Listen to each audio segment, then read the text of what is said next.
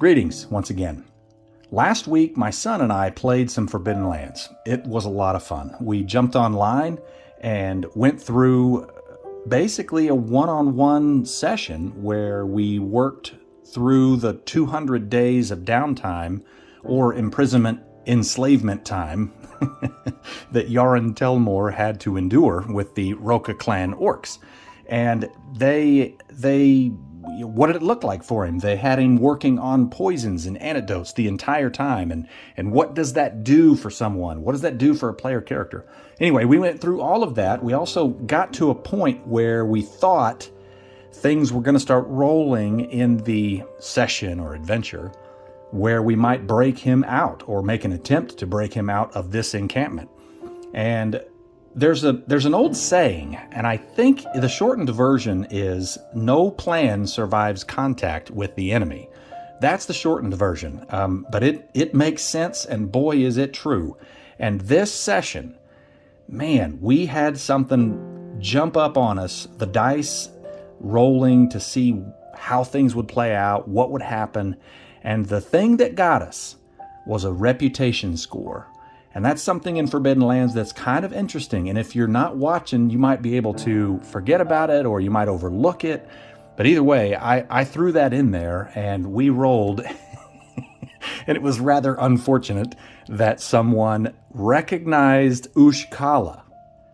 So anyway, I'll get to that in a minute. And that actually leads us into our next session, which will probably be the next video as to what occurs after everything goes down in the camp initially. So, Jarren Tel'Moore has been in the Roka clan encampment, the main encampment, and this was a drawing I did a while back. It's just a rough draft of what it might look like, and this section here is where General Arca and his wife and his main advisors or in this case slaves, they basically work. He lives in this camp or in this tent here, and then all this other is just random stuff that he might use. And it's up a set of stairs, natural, rocky, just kind of rough-hewn stairs. This is built on top of a ruin, rather, in the central section of the arena forest. And Thukar, this was his section here. I just figured we'd throw him close to his father. And then these other sections might belong to other lesser sons or other sons that are competing for eventual ownership of the leadership position in the Roka clan itself. So either way, all that's relevant for this is pretty much right in here. And then obviously the slaves would not spend the night here. They would go back to wherever they would be held and guarded overnight. They would be forced into labor 3 quarter days every day. And so morning, day, and evening. And sometimes that might not be the case, but generally speaking, they would be working 3 quarter days out of the full 4 quarter days in each day. So Jarren and an individual named Shaldien, she was someone we contacted a long time ago in our early days of playing Forbidden Lands. I ran an adventure with my 2 boys, and we came across Brother Sturkis, Rust Brother Sturkis in the Hollows, and I just threw it in there that he had a niece that was kind of operating in the gray and potentially in some danger, and Sturkis kept it on the down low and ended up hiring the PCs to go and see if she needed rescuing or what. So this is definitely outside the norm of what's written in the books. In our campaign, I have Sturkis as kind of a guy that's pretty much done. His career is on the back end of everything. He's kind of old, and his niece, he's a little concerned about her and her safety, and blood is thicker than the efforts and commitment to the Rust Brothers and the Iron Guard. Well, she was an Iron Guard soldier, leader, and she was about to get ousted by her subordinates, and it was going to turn ugly and bad, and Sturkis asked us to go at least save her or maybe give her a chance at surviving. He felt that was necessary, and so we did. We actually went and did that a long time ago. I think in real life, maybe a year and a half ago. But in the game times calendar, you're talking a year. So maybe a year ago. Anyway, Shaldien and Jarren are chained together at the ankles. They have a chain that connects them, and so they are always stuck together. The reason she is kept alive here in Arca's camp is her former connection to the Iron Guard. General Arca is not stupid. He is a wise leader, and it kind of talks about him being a unifying force in the books in regards to the orcs as a whole. And so I figured he would hold on to someone like Shaldien and gain information. How does the Iron Guard work? What kind of tactics would they use? She would be a source of information for him. So she's going to be stuck kind of doing other tasks that she could work. Obviously, they're going to keep her out of any kind of capacity where she might get dumped into some other general population slave work or effort. They're going to keep her close to Arca in case he needs something. And so that's why she was put with Jarren. And they would end up being up here throughout most days.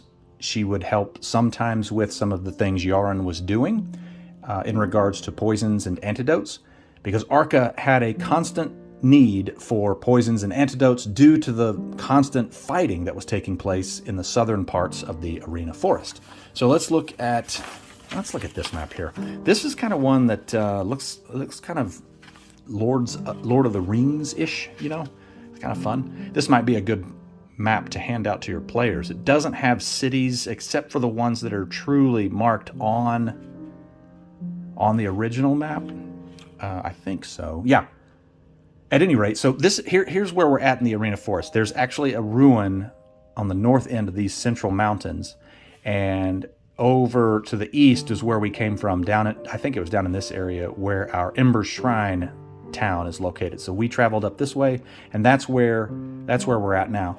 Now Alderstone and Vond is down in this area here, and that's where the primary source of Rust Brothers, Iron Guard, and Zyterra's forces are coming from. And so they're heading north and east, and so all the fighting is taking place in here, right? So that's a fun map to have, and I think I've got a link I'll put a link in the description to my shared Google Drive, and it might be a fun handout. But anyway, so that's what we're looking at as far as where they're at. Now, I decided to go over some of the timeline for Jarren. He was in captivity for 200 days-ish. More like 215, somewhere in there. If we're talking total number, I'd have to do the math, but around 200 days is what we've got. And so my son and I just kind of backed up a little bit. We zoomed out and said, okay, let's just kind of talk through what does it look like for Jarren. He's got certain things that he needs to do. How safe does he play it? Does he make connections with Shaldien? I mean, if you're in this kind of scenario, if you're stuck with someone as a slave into forced labor where you see constant slaves coming in and getting killed or brutally beaten for not doing as the orcs want, or they're not happy with you for some reason or some unknown reason, that could form a pretty strong bond. And so my son and I decided that Shaldien and Jarren became close in that regard. And that's as much as we went with it. They are surviving together. And when you go through very tense life or death situations with folks, it has a tendency to bring you together, right? So anyway, they have talked and shared some information, and I mentioned it a little bit in the last video about some of the rumors that Jarren would start hearing specifically from Shaldien.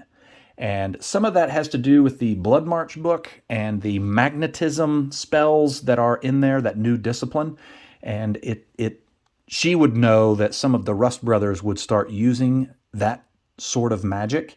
Now, obviously, she's an Iron Guard. She's not a spellcaster, so she would not know how to do that. But that would be something that Jarren would start to hear about.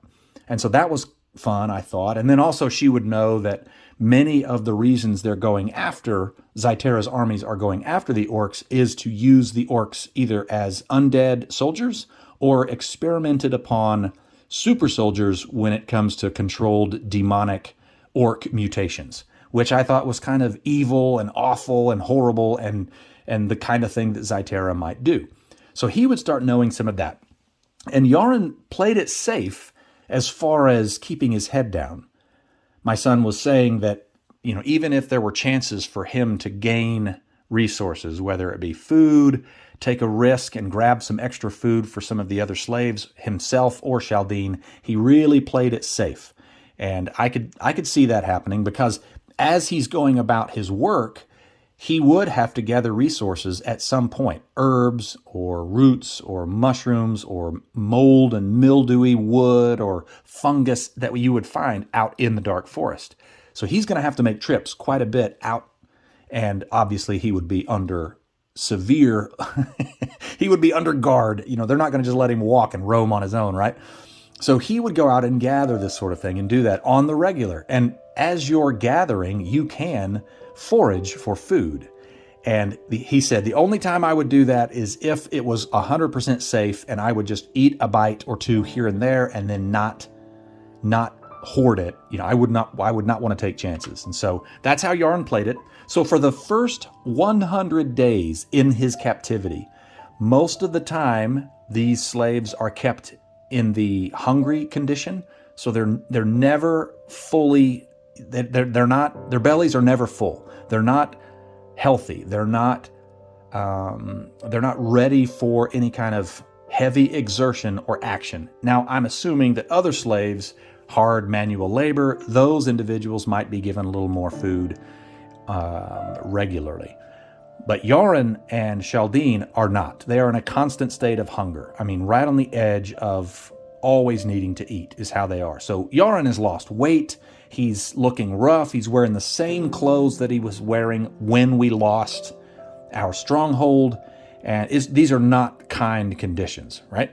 So he plays it safe for the first 100 days, and General Arca is there. At first, Arca would, make him go out and gather herbs or things whenever he was ready for it to happen. But then he became aware that Jarren's only going to need to go out in the forest every now and then, right? And so there was a little bit of give and take, and Arca did not overextend any trust to him. He just wanted him for a specific purpose, and that's just how life was going to be.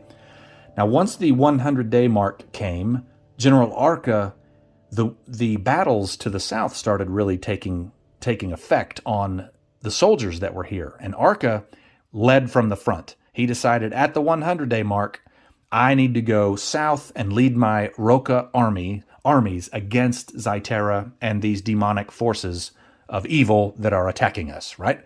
And so Arca takes a ton of these Roca orcs and goes south to the front lines, leaving the main encampment with a skeleton crew of guards and population. Now, that doesn't necessarily afford Jarren and Shaldien or anyone else a chance to escape. There are guards that are still here. There are definite authorities that are watching and paying attention to their main encampment because they can't leave home completely unprotected, right?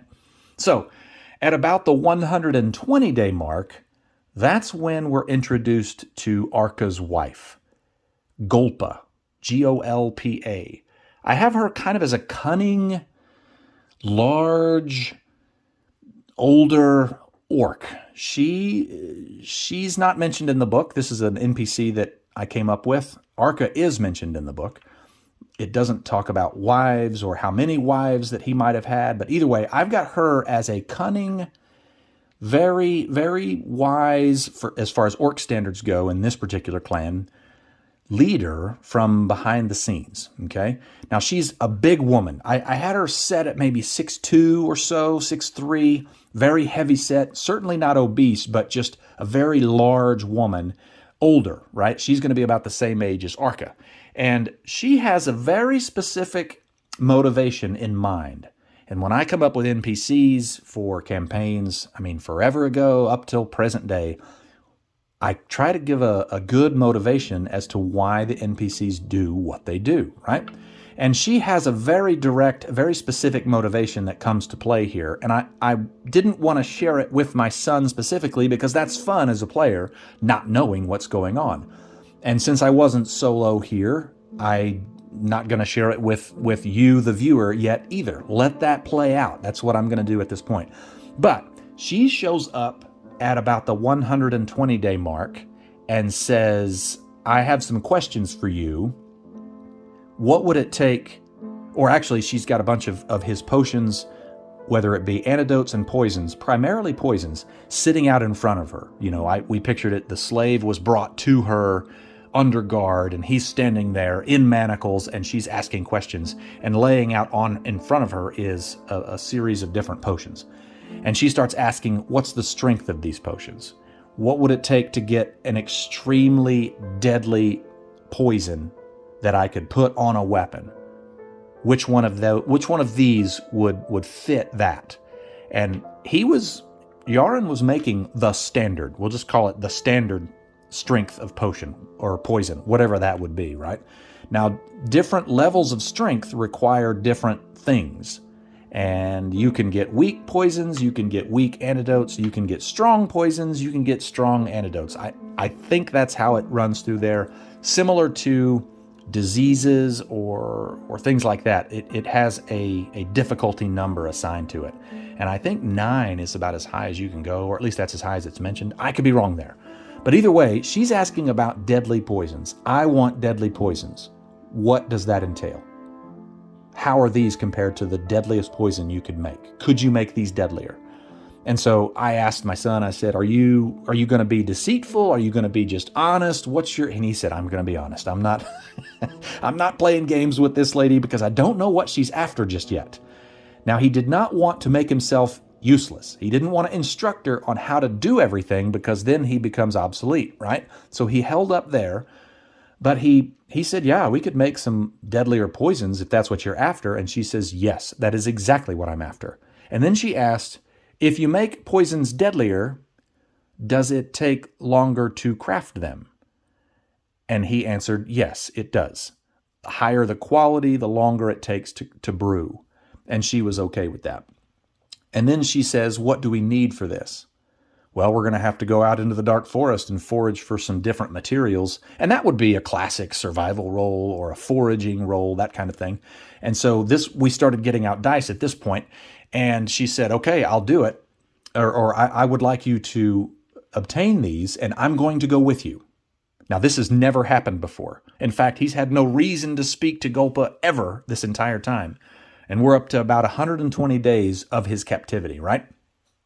So he says, sure, we will need to go into the dark forest. And I told him, and your character would know that you're going to have to go farther than you normally go for all of the materials that you'll need. And you're going to need to make a roll, and you're going to have to see just how fortunate you are. I mean, sometimes you go out there and you're looking for things, and they're just not there, or there's not as much as you would like, or whatever, right? Leave it up to chance. And so we used our classic luck roll dice, love the D12. And I said, okay, so let's see.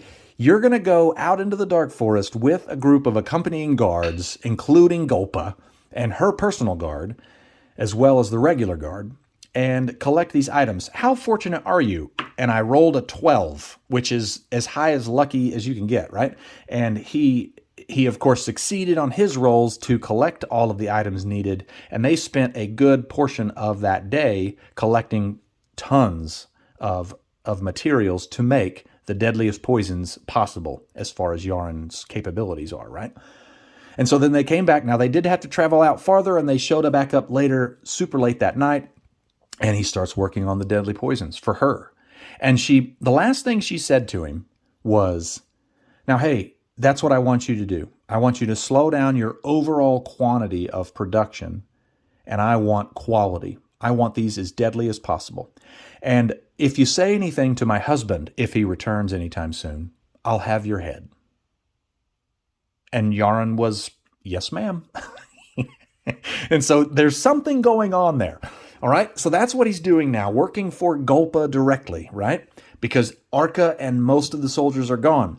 Now, about that same time, there was a new prisoner that showed up, and this was an interesting fellow, a large human male named Kleff, Kleff. He shows up and is kind of quiet at first for the first 2 or 3 weeks or so, and he doesn't really ask that many questions. He's stationed in the blacksmith area, but he is held or housed very near Shaldien and Jarren. So he would be a third NPC or a third person in their little prisoner group, another NPC.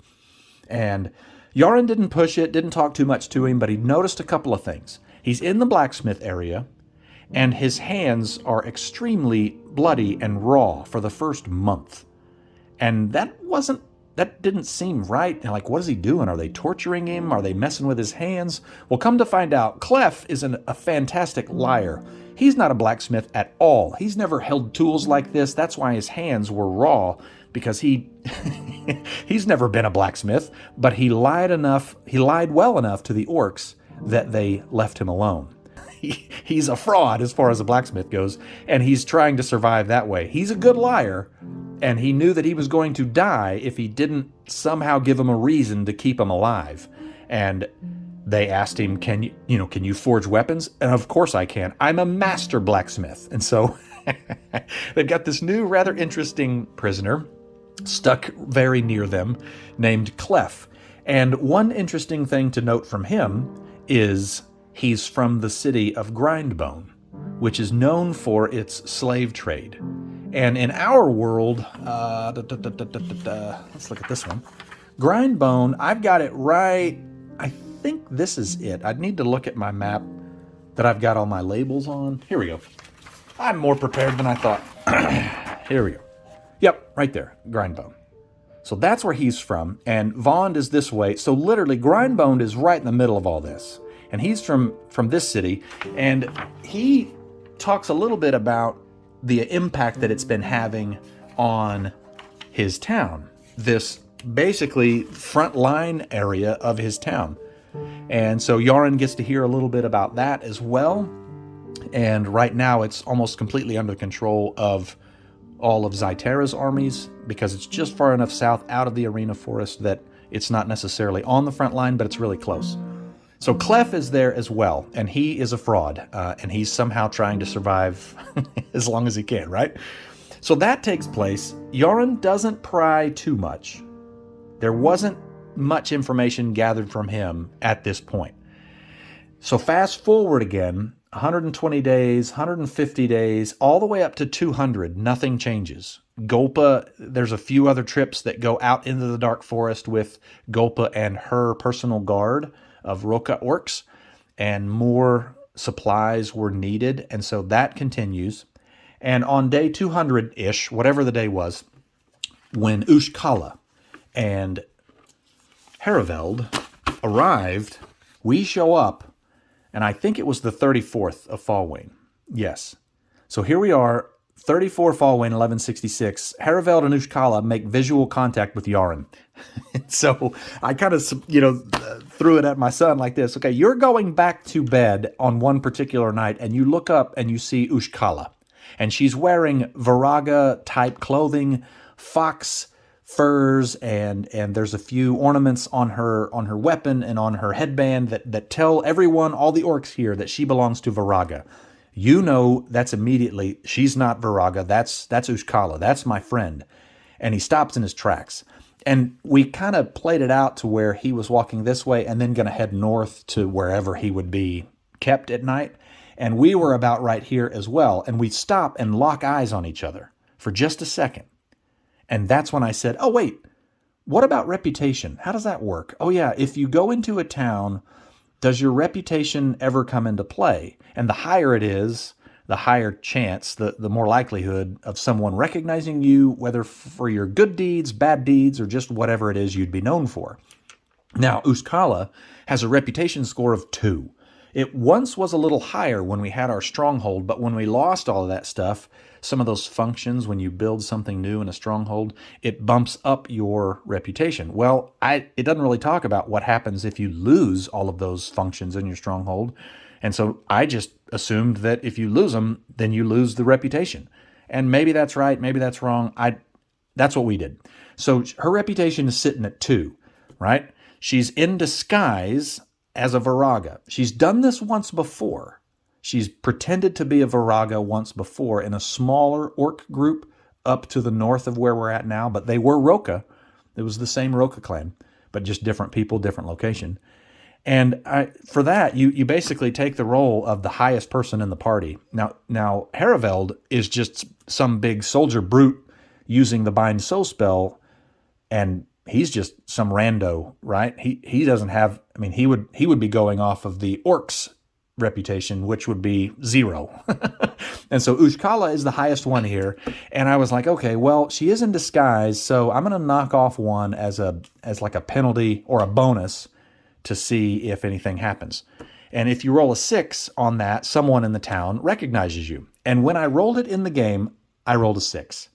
And that's when the best plans make contact with the enemy. That's where that came into play. All of a sudden, my son and I, we thought, okay, we're going to make contact with Jarren. We'll figure out a way to see if we can get you out of here. How does that work? And we walk in, make eye contact with Jarren, and someone recognizes her. And we were like, oh man, what do we do now? So now we have a couple of questions to ask. Is the person that recognizes her a slave? Or could it possibly be an orc? Could it possibly be she's recognized as a Viraga that came to the other camp a few months ago? Or is she recognized as her true self, which is an Isir orc from the Isir clan, the Isir orc clan? And she was banished. She was hunted and was going to be killed. So she had to flee from the Isir orcs. So how is she recognized, and who is it that recognizes her? And so we broke out our dice, and we just let the random rolls determine how this went. And I'm looking at my notes now just to make sure I had it right. But so the way we did it was my son rolled a little bit, and he rolled for part of it. Like, I think he rolled, was it an orc or was it a prisoner that recognized her? And he rolled, and it was an orc.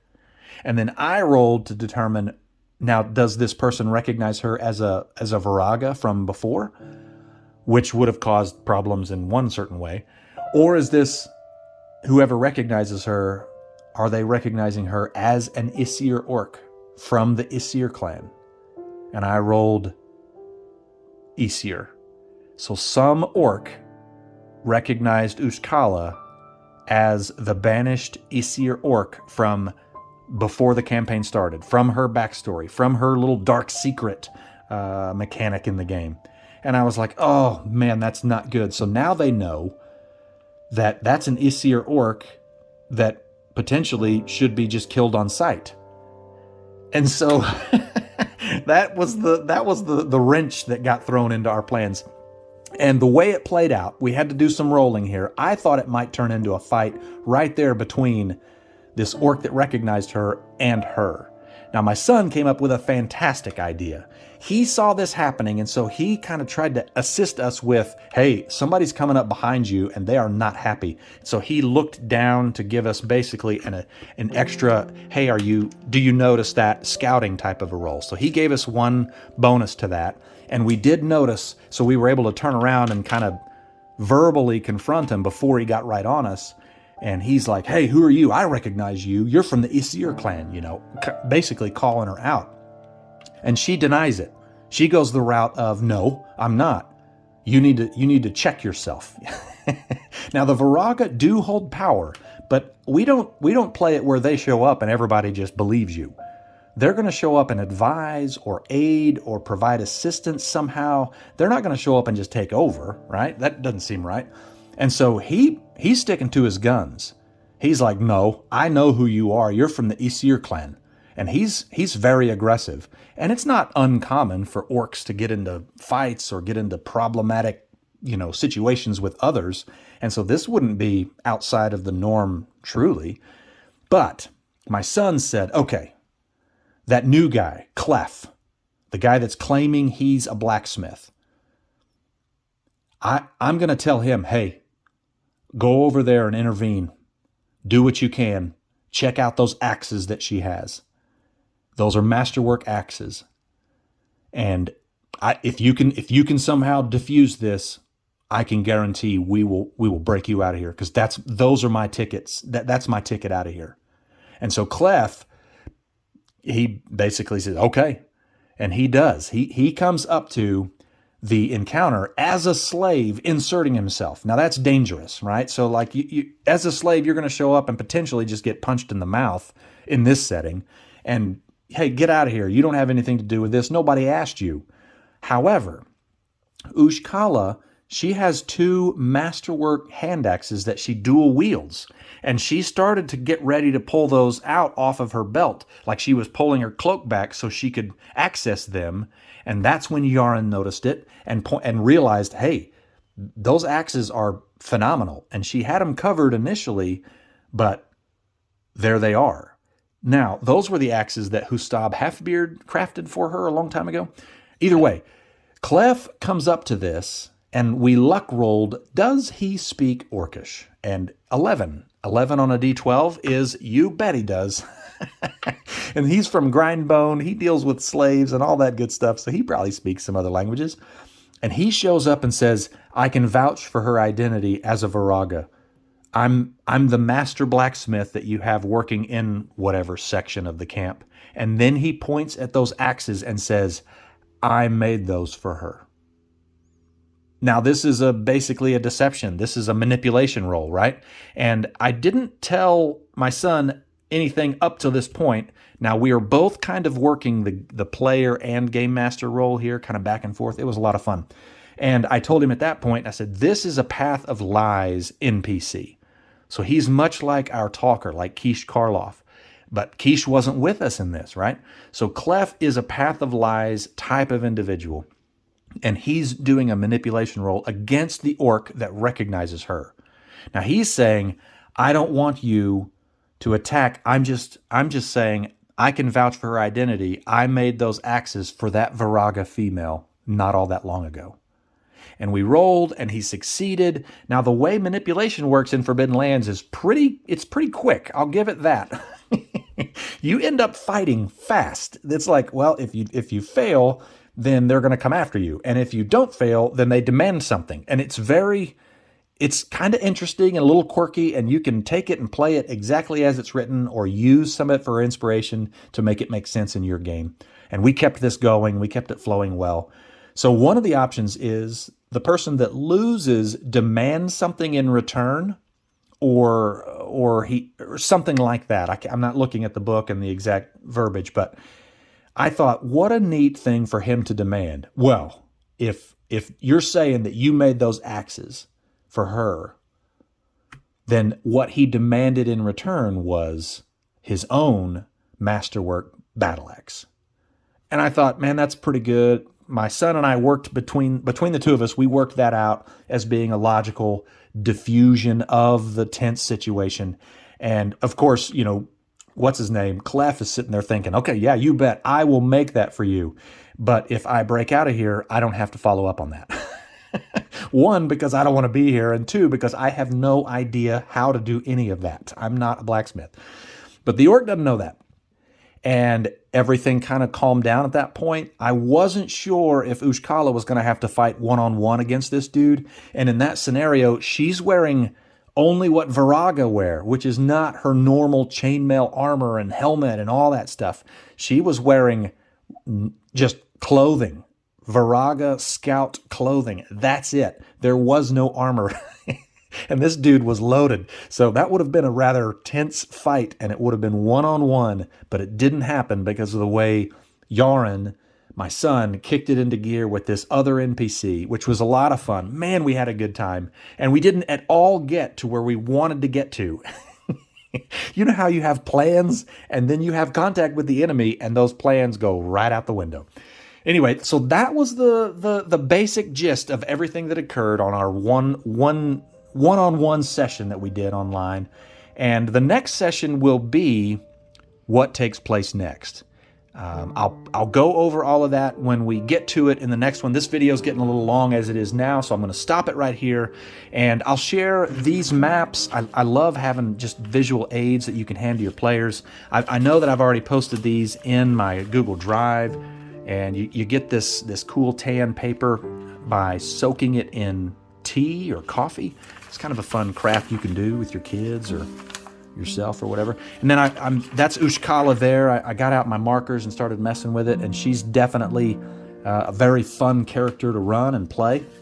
And yeah, so I really enjoyed playing with my son online this one-on-one session. We had a great time, and I'm hoping maybe next time I can get him and my friend who also really enjoys this game as well, if we end up in our next session having some combat, trying to break out, break free, what takes place as this story continues. So, yeah, I hope you enjoyed this, and thanks to everyone for watching, and I'll see you next time.